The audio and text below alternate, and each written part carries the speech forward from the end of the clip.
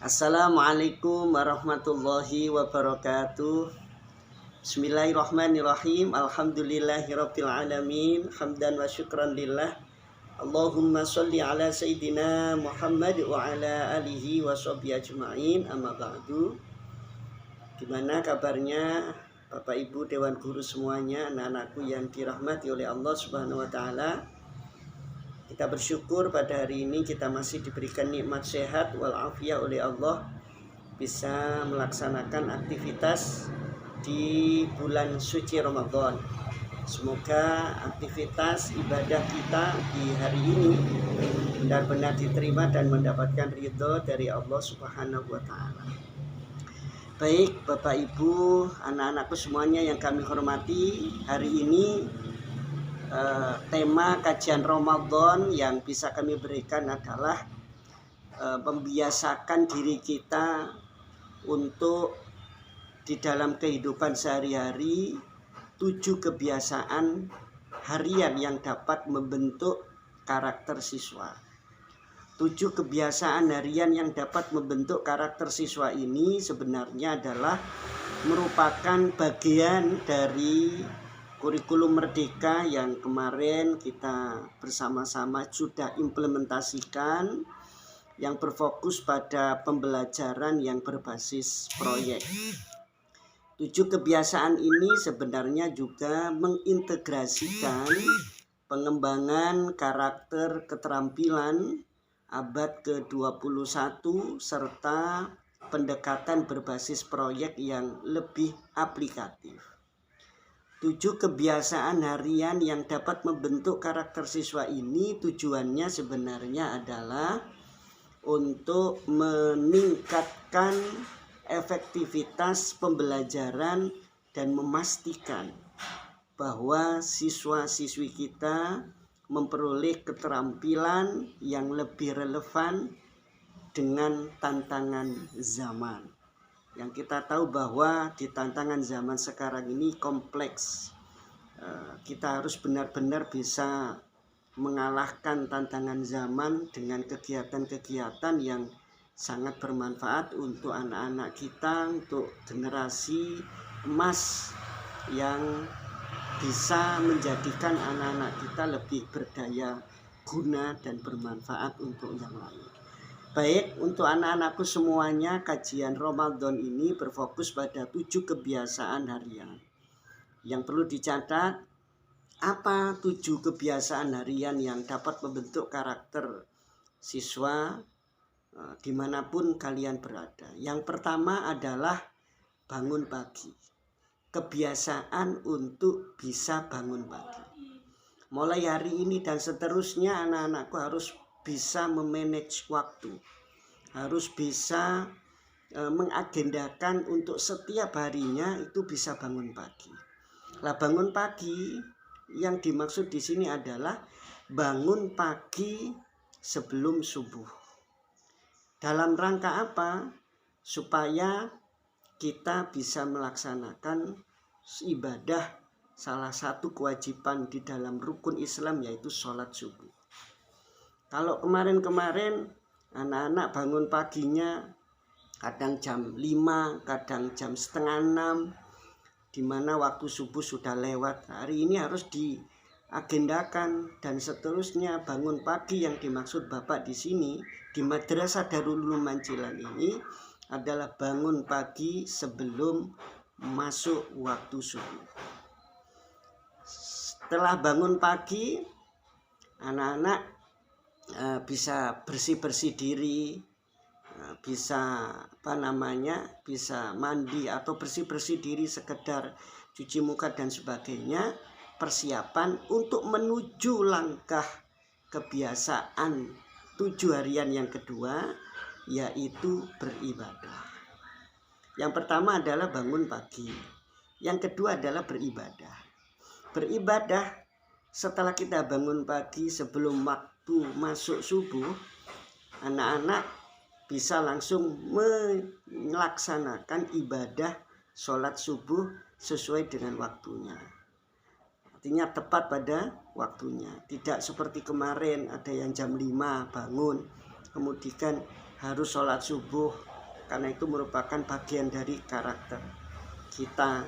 Kalau anak-anak sudah di usia kelas 1, kelas 2, sudah di usia 7 tahun, sudah bisa mandi sendiri, itu kewajiban bagi orang tua untuk mengingatkan dan sekaligus memukul dengan pukulan yang sekiranya mendidik untuk anak-anak bisa melaksanakan sholat subuh. Oleh karena itu anak-anak, karena di sini adalah NI Darul Mancilan, anak-anak sudah usia 7 tahun, maka harus dipaksakan bisa melaksanakan sholat 5 waktu, diawali dengan sholat subuh dengan bangun yang lebih pagi. Anak-anak itu yang kami cintai, yang kami banggakan, kebiasaan 7 harian yang harus kita lakukan yang ketiga adalah berolahraga atau senam. Nah ini yang biasanya anak-anak jarang lakukan. Karena kalau dulu anak-anak bangun pagi itu jam 5 atau bahkan setengah 6, kemudian sholat subuhnya kesiangan, kemudian berangkat ke sekolah, akhirnya tidak ada waktu untuk senam. Nah di sini setelah anak-anak melaksanakan sholat subuh berjamaah, yang diutamakan malah berjamaah di masjid atau musola terdekat atau berjamaah dengan keluarga di rumah masing-masing, sempatkan untuk berolahraga. Nah, berolahraga sekedarnya. Sebelum berolahraga kan masih ada waktu beberapa. Setelah sholat subuh anak-anak bisa membaca Al-Quran, tadarus, murojaah bagi yang punya hafalan, murojaah setelah sholat subuh, membaca Al-Quran atau membaca jilid, dilanjutkan mungkin belajar sambil menunggu waktu mungkin matahari sudah mulai terbit. Setelah itu biasakan anak entah itu jalan di tempat, entah itu olahraga ringan, senam atau olahraga ringan, sehingga anak-anak ada tubuh kita bisa bergerak. Kalau tubuh kita sudah bergerak, kita berolahraga, maka kita akan jauh lebih sehat, Kemudian anak-anak bisa mandi pagi. Kalau memang belum dilakukan setelah bangun pagi menjelang sholat subuh, ya mandi bersih-bersih diri, berpakaian rapi.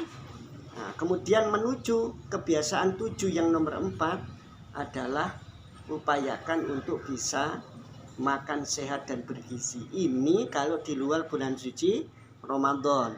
Kalau di bulan suci Ramadan, anak-anak makannya ya pada saat sahur, sebelum waktu imsak, sehingga bangun paginya harus bangun pagi di saat-saat waktu sahur. Anak-anakku yang kami cintai, yang kami banggakan, saya ulang, yang pertama bangun pagi, yang kedua beribadah, yang ketiga berolahraga atau senam, yang keempat sarapan atau makan yang sehat bergizi. Jangan menunggu makan gratis sehat, yaitu memang belum, nanti pasti akan terrealisasi. Nah, ini sarapan sebelum berangkat, ini di luar bulan suci Ramadan. Yang kelima adalah kebiasaan untuk gemar membaca, literasi, membaca, menulis, berhitung dan sebagainya. Ayo kita paksakan, karena dengan membaca itu menjadi sebuah jendela ilmu pengetahuan. Baca apa saja yang sesuai dengan kemampuan di usia kita masing-masing, terutama membaca literatur yang ada hubungannya dengan pembelajaran kita sehari-hari di kelasnya masing-masing. Upayakan membaca. Dengan membaca, sudahlah, anak-anak pasti akan menjadi jauh lebih cerdas, jauh lebih pintar karena membaca. Dan orang yang membaca itu pasti bermanfaat. Entah itu yang dibaca apa. Membaca dalam hari ini bisa juga mendengarkan tausiah, mendengarkan kajian-kajian dan sebagainya, itu juga bagian dari membaca. Nah, ini anak-anakku, kita biasakan untuk membaca. Jangan sampai dalam waktu sehari di luar sekolah kita tidak membaca sama sekali. Itu kebiasaan yang nomor 5. Kebiasaan yang nomor 6 adalah mari kita biasakan untuk selalu bermasyarakat. Kebiasaan yang nomor 6 adalah bermasyarakat. Kita biasakan untuk bisa berinteraksi dengan lingkungan kita. Kita jangan mengurung diri di kamar. Kita jangan mengasingkan diri di rumah. Tapi kita bersosialisasi dengan masyarakat. Berteman karena usia kita masih anak-anak. Mungkin bermain yang baik. Berteman, bersosialisasi, bermasyarakat. Untuk Bapak Ibu Dewan Guru, ya jangan sampai kita setelah mengajar kita berada di rumah, kita hanya diam diri di rumah, melaksanakan aktivitas di rumahnya, tapi tidak ada sosial sama sekali di masyarakat. Ingat, khairun nas anfa'um linnas. Orang yang sebaik-baik manusia adalah mereka yang bermanfaat untuk orang lain, bermanfaat untuk tetangganya, bermanfaat untuk siapapun yang ada di sekitar kita. Dan kebiasaan yang ketujuh, yang terakhir adalah tidur cepat. Tidur cepat ini dalam rangka apa? Supaya kita bisa kembali melakukan kebiasaan yang nomor satu, yaitu bangun pagi bisa dilaksanakan. Jadi siswa tidurnya jangan malam-malam. Jam 9 kita targetkan sudah tidur, sudah istirahat. Bapak Ibu Dewan Guru harus bisa manage waktu, jangan sampai kita tidur terlalu malam.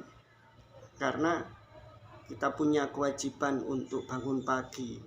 Ditambah lagi untuk anak-anakku yang soleh dan soleha, mulai juga dibiasakan untuk qiyamul lail, sholat tahajud, sholat hajat. Jadi bangunnya agak lebih awal dan tidurnya pun juga agak lebih cepat. Baik anak-anakku yang kami cintai, yang kami banggakan, itu seputar 7 kebiasaan harian yang dapat membentuk karakter peserta, yang dapat membentuk karakter yang baik untuk anak-anakku yang sesuai dengan tantangan zaman. Jangan sampai banyak main HP, hindari setan gepeng itu. Boleh tapi harus bisa mengendalikan. Jangan sampai itu mengalahkan 7 kebiasaan yang Bapak sampaikan tadi. Terima kasih, semoga ada manfaat, semoga ada barokahnya. Kita semuanya menjadi generasi yang sholihin sholihat fitini wa dunya akhir. Amin Allahumma amin. Walafu minkum ihdinas siratal mustaqim. Assalamualaikum warahmatullahi wabarakatuh.